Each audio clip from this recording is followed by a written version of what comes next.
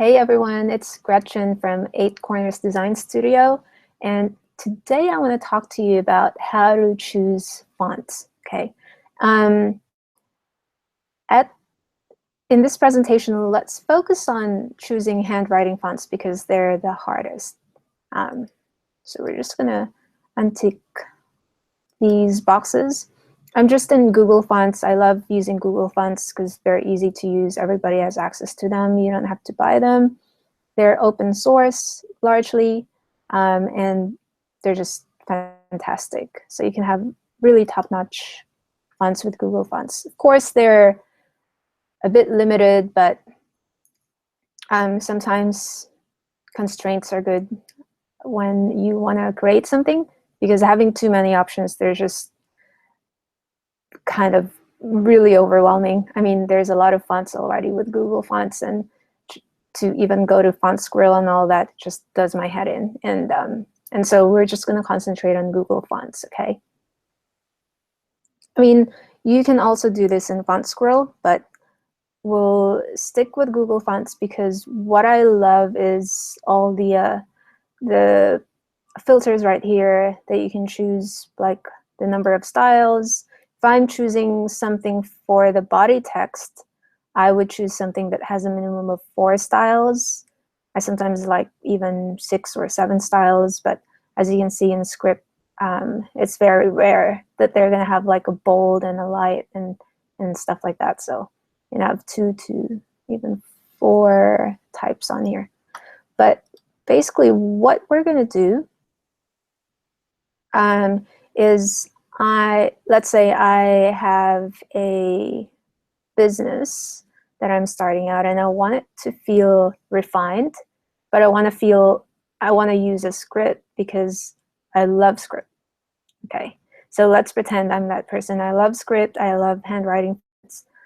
I want my brand to feel refined and delicate and have a feminine aspect to it, maybe a little soft feminine aspect to it.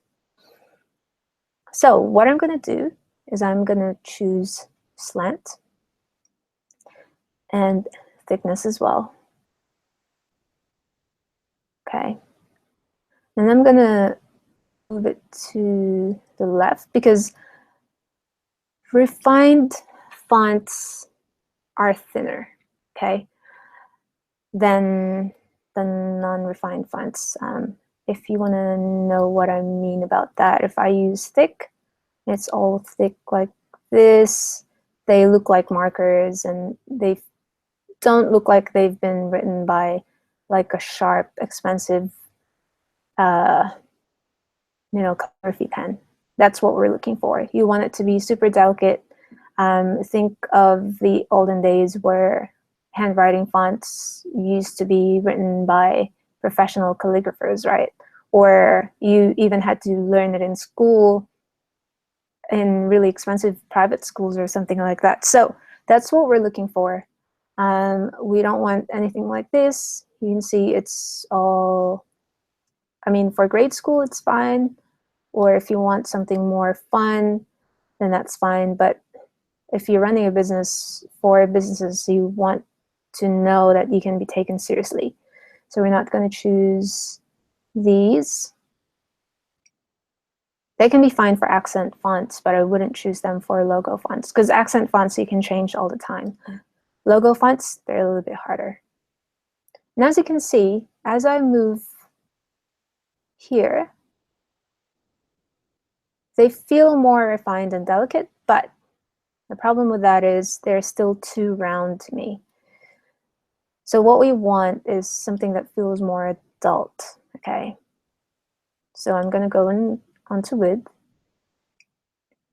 And you can see here, this is what I mean by very refined writing, okay? So those are the very refined script fonts.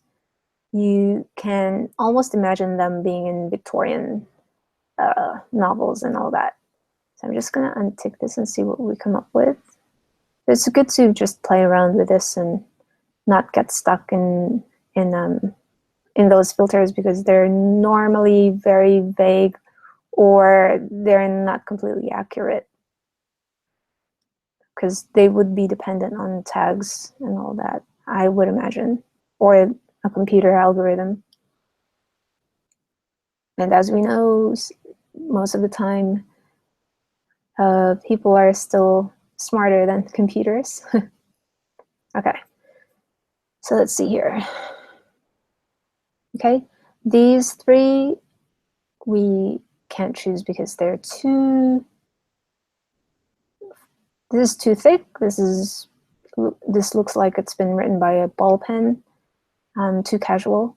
This one as well, it's a little bit too casual. There, it's too round. Okay, so this one is a potential, though it looks like it looks too elegant, like something that you would find on a wedding invitation.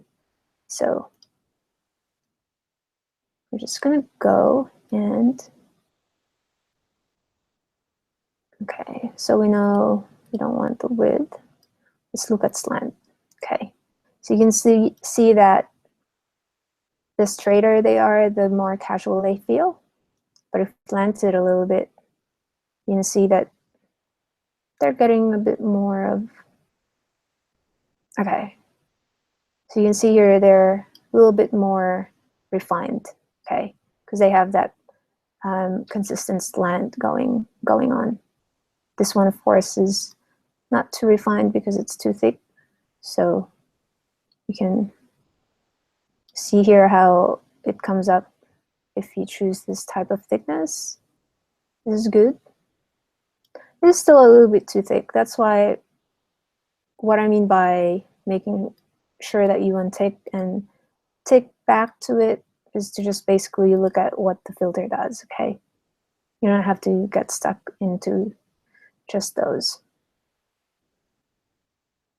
Okay. All right, so just looking at what sort of filter gives me more of what I'm looking for. I'm looking for delicate fonts, more like this. Yeah, but maybe I need a little bit more slant. Oops. Okay, I'm going to go with thickness, see what, still the same. So let's see what it gives me if I just untick that.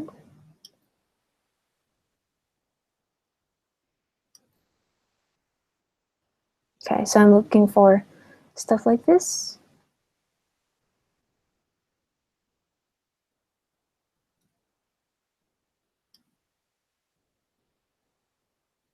Okay, these are a little bit thicker. I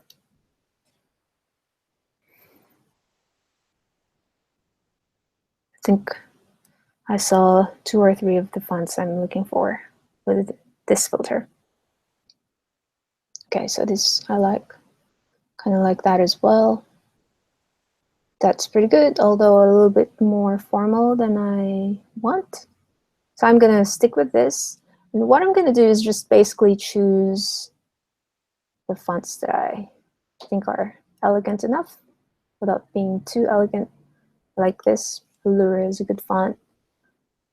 I like Italiano. It's elegant without being too much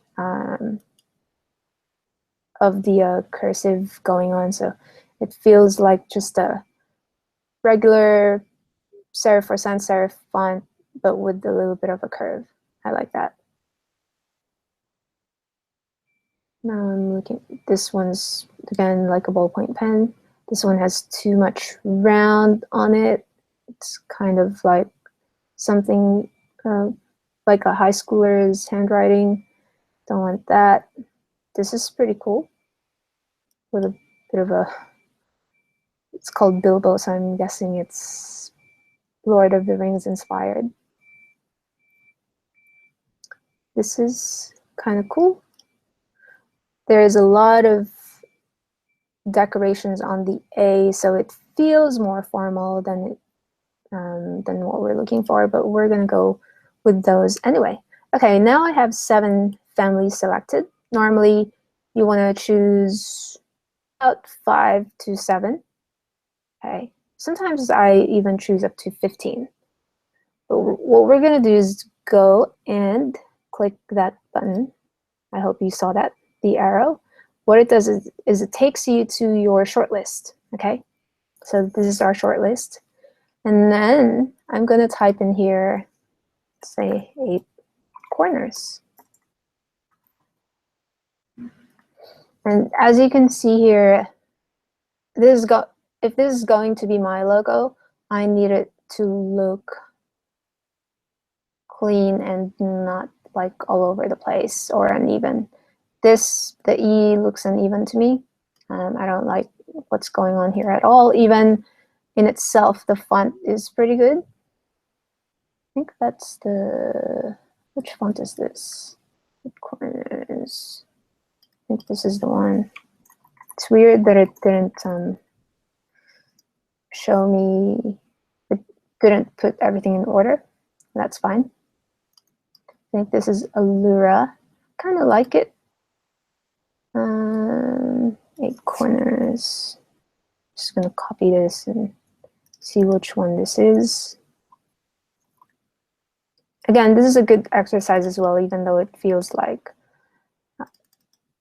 it's taking longer, but it gives you a sense of what the fonts look and feel like in terms of how they are when they spell out your logo, okay?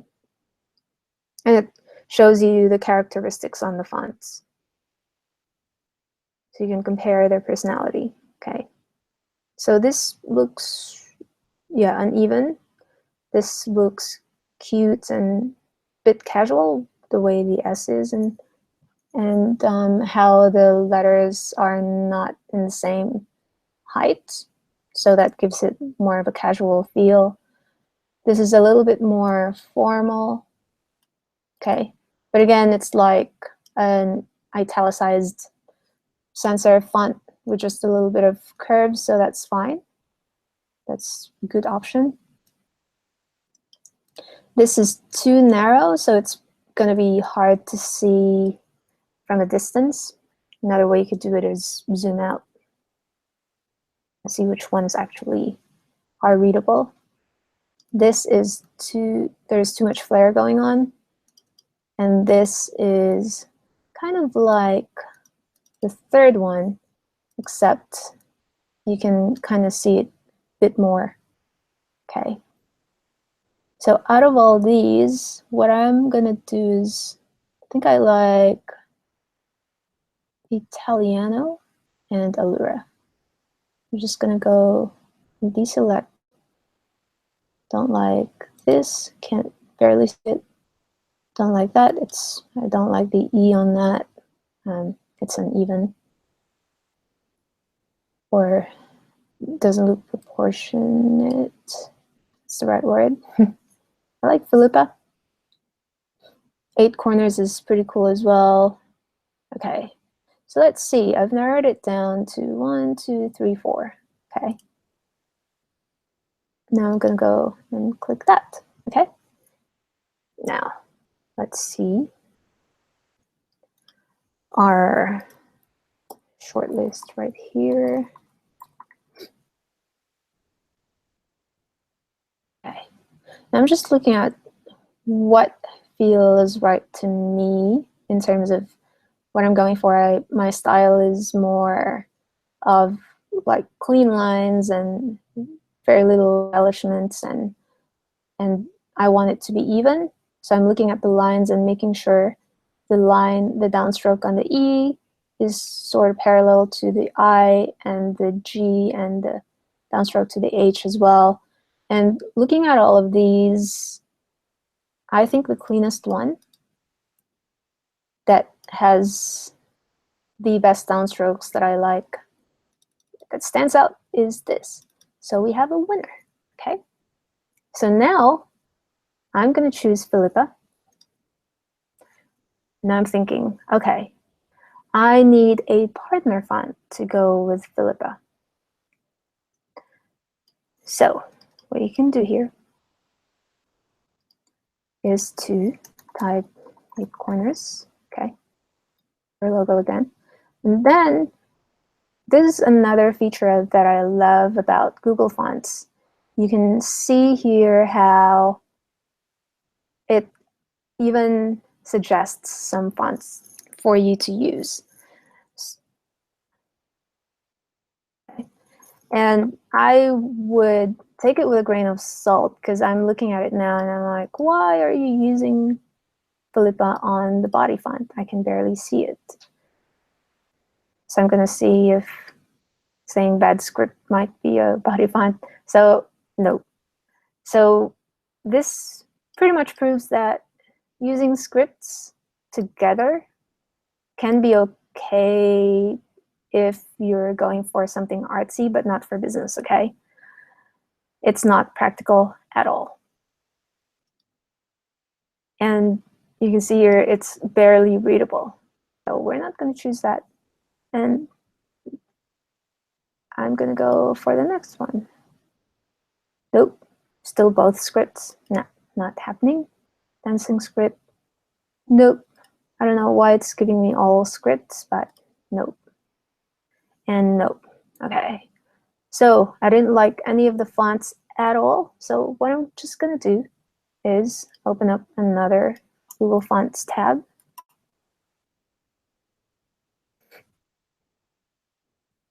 And then I'm going to choose a sans serif, okay? And this is just for the subtitle. But if I know that I'm going to blog a lot, I'm probably going to use a sans serif for subtitles, but I will use a serif in the body if I'm going to have a lot of like articles or paragraphs, okay? Because serifs are used in books for one reason, and that's to make it easier to read for your customers. And that's your primary focus. If you want your stuff to get read, you better make sure that you're choosing a font that's easy to read, okay? So again, if it's the body font, I like to choose a minimum of 4, ideally 6. And these are the fonts that are given to me, okay?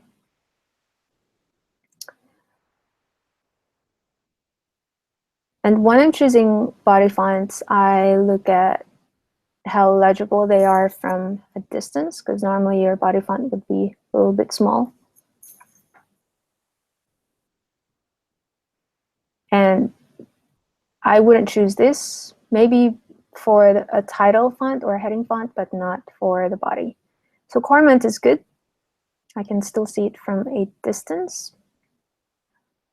Josephine is nice, but it's a slab serif. So what a slab serif means is that it's, if we zoom in a little bit, you can see how it's very thin. Where'd it go? Okay. It's very thin with just lines at the end of them. That's fine if you have a more of a technology or modern type business. But if you want to be taken a little bit more seriously and you want something that exudes authority, you want to look at one that looks like a font from a book.